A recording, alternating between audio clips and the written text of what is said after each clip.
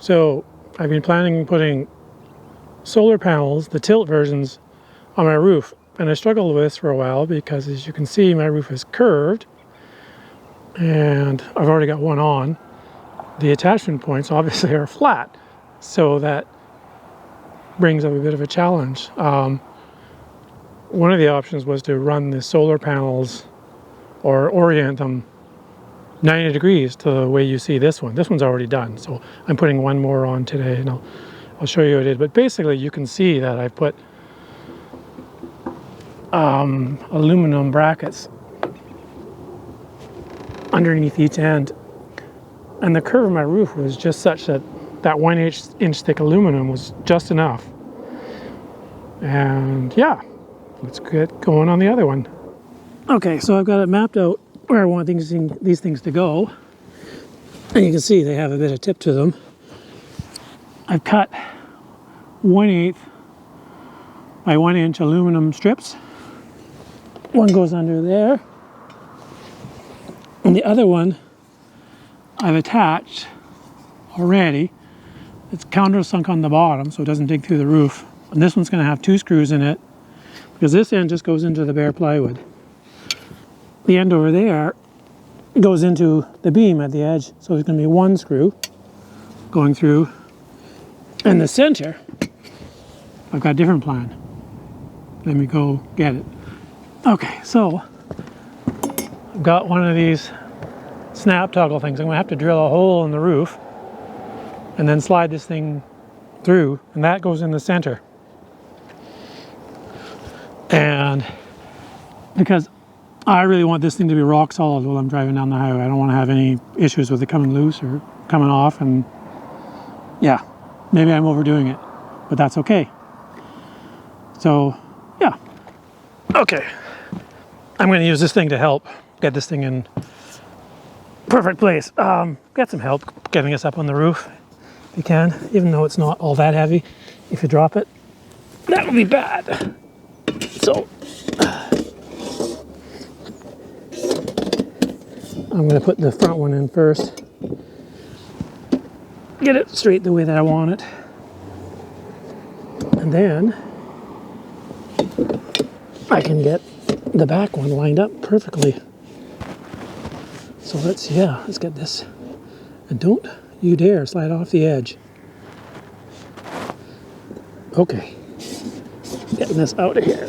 There. Oh, and you can't go over the edge either. Next on the list, I've marked locations of the holes, and I've got this alcohol, and I'm going to clean off the locations where I'm going to have to seal this. Oh, and it's washing off my marks. Oh, isn't that too much fun? Oh well, I'll have to mark it again. Unfortunately, this stuff dries really quick, so I don't have to worry about it. Yeah, it definitely cleans off the markers. I'm gonna have to remember that when I want to clean jiffy markers off. Just this alcohol does the trick.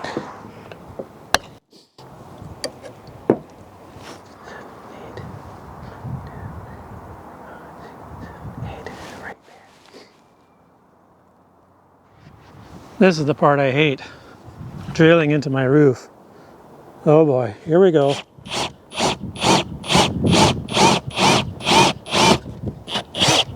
Okay, got that. And then this goes in.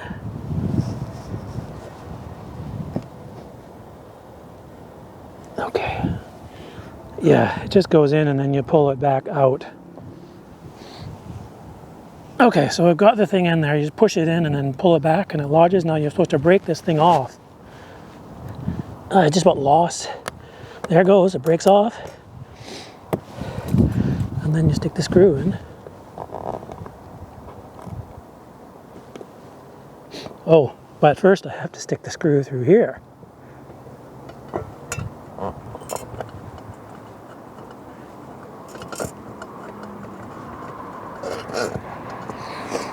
Now it's time to get out the die core. I've cleaned underneath and get some die core on. Make sure this thing doesn't leak. I hope you haven't heard me sniffling. It's a rare Nice day in November here in the west coast of Canada.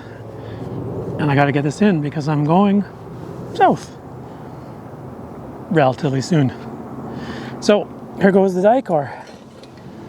Lots of it.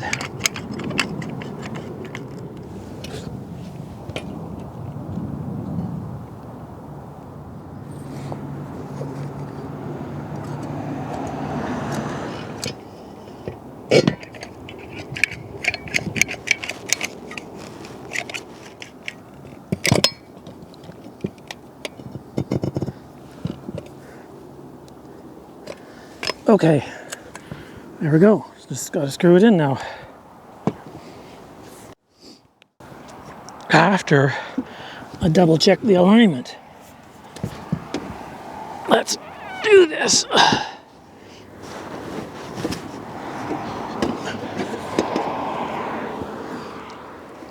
Okay, I'm using the screws that Renogy supplied. They supply 6 of them, 1 for each end, 1 for the middle. I replaced the middle with that, what do you call it? Snap toggle thing. So I'm going to use 2 in this end to the bare plywood, and then 1 on the other end. So here goes. Oh, let's put some Dicor down the hole. Down the hole.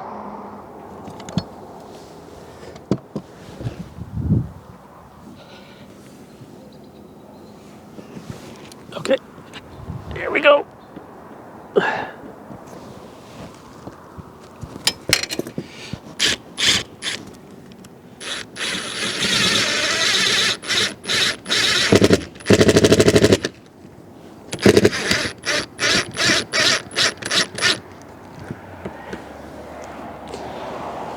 And I'm not going to do this for the final torque because I don't know how much power this thing has. Don't want to strip it. And the other one,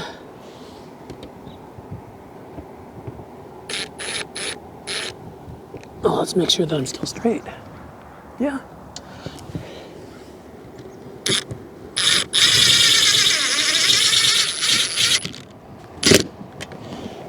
All right. And now tighten the middle screw, put the end one in. Let's get this one in. Oh, I hate it when I get this stuff on my fingers.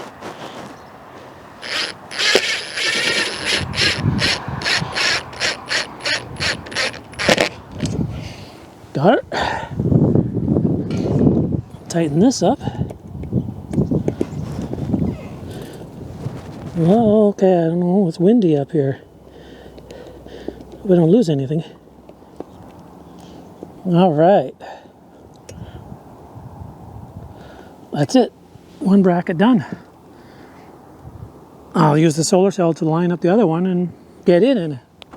All right, I got this side lined up. I did this on the other side, but what I neglected to do was make sure the holes lined up. So when I went to put the panel on after it was all dry last time, I had to do some adjustments to how it mounted to the panel. But this time, I've got those in, and I'm going to mark my position and repeat the other side. And that will be it. I'm not sure what else I need to film here because I'm just repeating. So I'm going to mark this, drill it, install it. Obviously I've got to hook the wires up, but I've already pulled the wires through for the other solar panel, so we're all good. All right, this is the finished product. Ready for the solar cell to go on, all gooped up. And the other one, that's it. And my roof was not as curved as my worst fears. Of course, up here, you can really see the curve, but down here it seems to be maybe a little flatter, or maybe just isn't as curved as I think it is. But now I just got to mount the solar cell with the thumb screws and hook it up. And away I go. That's it. All right, the final stage of the install is lifting it on. The 100 watt is not heavy, so I did it myself. And then these thumb screws, where there's one standard washer, one lock washer, and then Okay, point the camera what I'm doing. Then, there we go.